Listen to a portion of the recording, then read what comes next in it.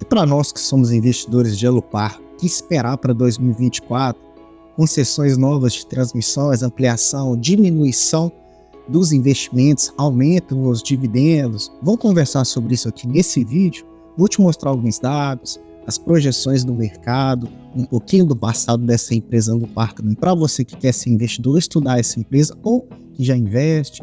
Vamos entender direitinho e aproveitar fazer a atualização da carteira de dividendos do canal, porque eu sou o Gustavo e você está no Investidor Classe Média. Bora pro vídeo? Para quem não conhece, essa empresa, a Alupar Investimentos, essa holding, ela é uma empresa de geração de energia e transmissão de energia. Então, ela parte do princípio da matéria-prima em gerar essa energia e da parte de transmissão. Distribuição, a Alupar não faz, né? Que até a residência.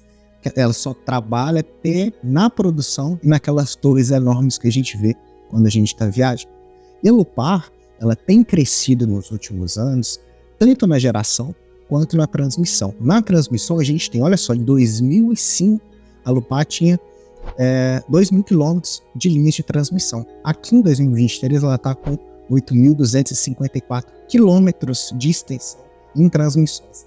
Na parte de geração, de 2010 ela tinha 68 megawatts de produção. Agora ela já está com 822 megawatts com 17 ativos produtores de energia, 33 ativos que transmitem essa energia. Então, a Alupar, ela tem 30 sistemas de concessão, permissão para poder produzir e transportar essa energia, né? Com 8.200 linhas de transmissão, e são concessões com 30 anos de duração, né? Prazo muito longo, então a gente tem receita constante, lembra disso, tá? Ela tem um contrato vitalício agora com a Colômbia e com o Chile. Ela possui 4 usinas hidrelétricas gigantes, 4 pequenas centrais hidrelétricas, 5 parques eólicos e construindo painéis solares para poder ali aumentar a diversificação da produção e transição de energia verde. Então observa que só energia limpa que a Alupar trabalha. Os destaques no final de 2023 foram o novo leilão ganho no Peru em 2023 e o leilão ganho no Chile também, mostrando que a Alupar não é só uma empresa que atua aqui no Brasil, ela é uma empresa mais atuante na América Latina, com 342 milhões na sua receita. Então, Colômbia, Peru, Chile e aqui no Brasil a Alupar tem atuado. E o que a gente espera? O que as notícias dizem sobre a Alupar para nós que somos investidores? E a gente tem que ficar atento. Claro que nós não nos baseamos apenas nessas notícias, tá? Então observa a linha de raciocínio que eu estou trazendo para a gente. Então no final de dezembro aqui de 2023, né, o mês passado, a Alupar ganhou uma concessão, né, um novo contrato ali junto com a empresa Mercury, um mega leilão de transmissão. E isso, após esse leilão, a companhia deu uma justificativa do porquê que ela aceitou, né? A Alupar destacou que o projeto apresenta início mais cedo de 20 a 25 meses antes da meta da ANEEL. O que isso traz para a empresa? Quase 2 anos de fluxo de caixa adicional a mais nas suas receitas com esse novo leilão ganho, tá? Só que isso, aparentemente, deu uma preocupada nos investidores, por isso que quem acompanha a cotação observou que ela caiu um pouquinho, mas já teve uma leve recuperação por conta das prospecções futuras que a Alupar tem para a gente, né? Então, os analistas da Levante enxergam a companhia, ela deve investir 2,6 bilhões, considerando um deságio de 47% na comparação com o prêmio máximo oferecido pela ANEEL. A visão da casa é positiva para as empresas, porque é considerável um setor rentável para o nosso país e pela sua diversificação na geração e na transmissão. Seguinte, então a Alupar também ela está presente na questão de aumentar a sua participação no que a gente chama mercado livre de energia. Esse mercado livre de energia é pequenas empresas, pequenas fábricas que gastam muito energia, elas podem comprar energia de outras produtoras. Ela pode comprar da Alupar, pode comprar da Raízen, pode comprar da Sanepar, que tem a bioenergética também. Então ela não fica fixa. Aqui em Minas a gente tem a CEMIG, por exemplo, como principal, mas se a pessoa tem uma pequena fábrica, ela pode comprar energia de outra e a Alupar está participando disso. O que visa aumentar muito as suas receitas também mais para frente. Outro dado interessante é que a agência de rating classificou a Alupar como uma empresa segura para poder investir, porque ela tem, segundo as suas características, essa diversificação entre geração e transmissão ajuda na questão da dívida, porque sabemos que empresas de transmissão, elas teoricamente são um pouco mais endividadas do que outras do setor, porque é um segmento que exige muito capex, que exige muitos investimentos para poder manter essa linha ativa, então a empresa acaba se endividando. Como a Alupar, ela tem essa parte de geração e uma geração diversificada, isso tende a segurar um pouquinho as suas receitas mais estáveis e com isso a empresa consegue um fluxo de caixa melhor. Para você ter uma ideia, quem investiu em Alupar nos últimos 5 anos teve uma rentabilidade de 42,30% apenas na valorização da cota, sem contar o reinvestimento com seus dividendos, tornando aí um ativo interessante. Tão interessante que nos últimos anos a gente observa que a Alupar venceu principalmente o IPCA, que rendeu 43% frente a 185% de Alupar, aqui analisando na Alupar 4, nas ações preferenciais, venceu o CDI e venceu o Ibovespa, tornando o investimento atrativo para quem quer estudar essa classe, lembrando que não é indicação de investimento. Quando a gente fala de dividendos da Alupar, a gente observa uma coisa que eu gosto bastante ao longo dos últimos 5 anos, que são dividendos crescentes. Ela não fica com aquela oscilação toda, pelo menos é o que diz aqui os últimos 5 anos. Então ela começou em 2019 com 15 centavos, 2020 23 centavos, 2021 28 centavos, 2022 41 centavos e fechou o ano de 2023 com 60 centavos para as ações preferenciais de Alupar, a LUP4 que a gente está conversando. A pergunta que fica é, será que esse ano de 2024 será um dividendo maior ou menor? Segundo os dados, segundo as reportagens que eu venho lendo, a Alupar vai diminuir um pouco os seus investimentos, no sentido de tentar diminuir um pouco essa dívida, tentar usar menos dinheiro para poder fazer esses investimentos absurdos que ela fez no passado. Então, se a empresa investe um pouco menos, pode ser que sobre mais para nós que somos acionistas. Então, vamos fazer o seguinte, vamos dar uma olhada aqui nos números da empresa, para a gente entender só uma pincelada básica, para a gente ver como que a Alupar vem se comportando em termos de caixa, que é importante você como investidor entender isso. Então, se a gente pega o fluxo de 2018, as receitas, o que a empresa fez foi 1,88 bilhão de reais. O seu pico máximo de receita foi 6,14 bilhão em 2020. Nesses últimos 12 meses, que ainda não fechou o quarto trimestre fiscal, está em 3,17 bilhões, que é um pouco menor que o ano de 2022, muito menor do que 2021. Então, por isso, a gente vê essa ondulação no preço das ações de Alupar por conta dessa menor receita, né? Então, está receitando menos porque o lucro também foi menos. Então, a gente observa que nos últimos 12 meses, 1,2 bilhão de lucro. Lembrando que é um lucro positivo, não é prejuízo, tá? Em 2021, ela rendeu bastante, com 2,12 bi de lucro líquido ali no seu caixa, né?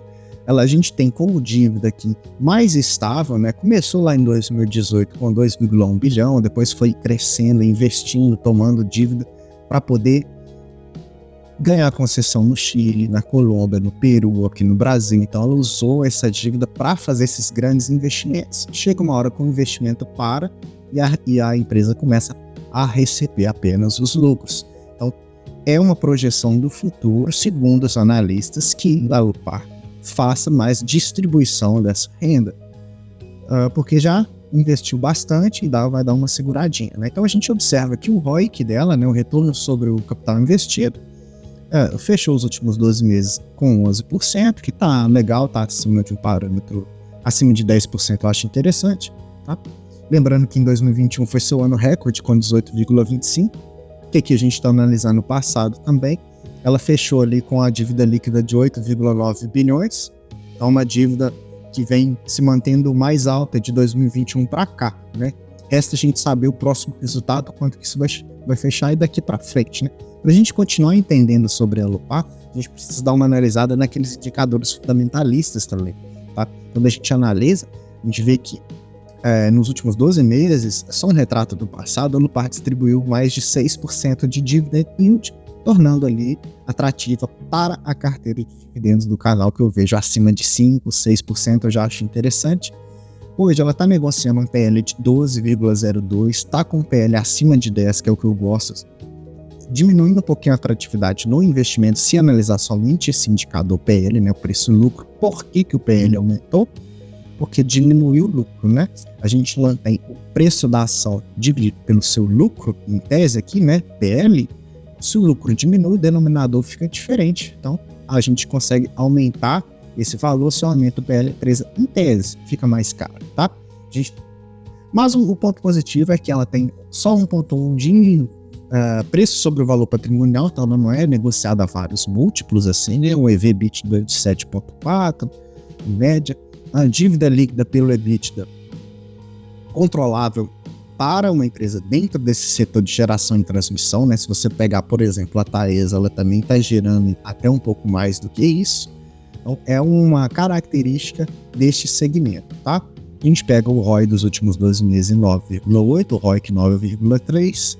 E um dado interessante é o CAGR, né? Que é o CAGR, que você está lendo aí na tela, que nos últimos 12 meses, nos últimos 5 anos, aliás, mostrou esse crescimento de 20%. É uma empresa que tem crescimento contínuo aí a cada semestre, a cada trimestre, então vem se mostrando bastante rentável.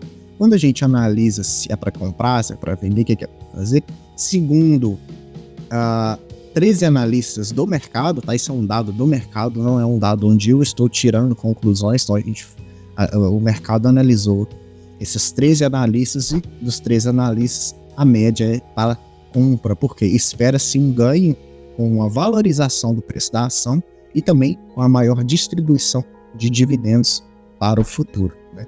Então, o pessoal vê ali, até para 2025, as ações batendo na casa dos R$32. Não sei se isso é possível, acho isso um pouco complicado, mas, de qualquer forma, mostra que o mercado está otimista, tá? Apesar de ter diminuído o seu lucro, eu trouxe porque o mercado está otimista, porque a empresa diminuiu a receita, diminuiu os lucros, mas a projeção futura é bastante interessante para a Alupar, tá bom? Se você está gostando desse conteúdo, está aprendendo bastante, vamos compartilhar isso com alguém, me ajuda a crescer esse canal, eu preciso bastante, isso me motiva muito quando eu vejo meu vídeo sendo compartilhado. Joga no grupo, manda para alguém conhecido que está começando a investir, que eu vou ficar bastante feliz, é um jeito de você me agradecer também, tá? Para a gente entender que só fazendo um parêntese entre a carteira do canal para a nossa atualização semanal, a gente está acumulando um patrimônio já de R$ 1.275. A gente começou em agosto do ano passado com R$ 46 e a gente vem investindo semanalmente aqui no canal. Tem vídeo toda semana sobre os meus aportes e sobre a evolução da carteira. Falando de evolução da carteira, o ranking das carteiras está o seguinte: eu tenho a minha maior posição em Klabin, porque eu aproveitei uma atratividade no seu preço, ainda está atrativo se eu vou comparar com o meu preço médio. Lembrando que esse não é o único parâmetro utilizado dentro das minhas empresas, que eu já escolhi, vou manter essas empresas a longo prazo. Eu gosto de comprar que está mais barato no momento. Essa é a estratégia desse ano. A estratégia do ano passado era chegar nos primeiros R$1.000 investidos, não importa o que aconteça. Aqui eu quero comprar sempre ações no preço mais barato para eu entender se o meu yield cost vai realmente aumentar mesmo. Então a gente tem 65 ações de Klabin, 25 Gerdau, que eu também comprei bastante, 17 Caixa Seguridade, 20 Alupar, 27 Sanepar e 5 ações do Banco ABC, sendo a de maior rentabilidade a do Banco ABC com 24% de crescimento no valor da sua ação, e a que teoricamente que estaria com mais desconto aqui com base no meu preço médio seria as ações de Gerdau, e foram as ações que eu comprei na semana passada, tá?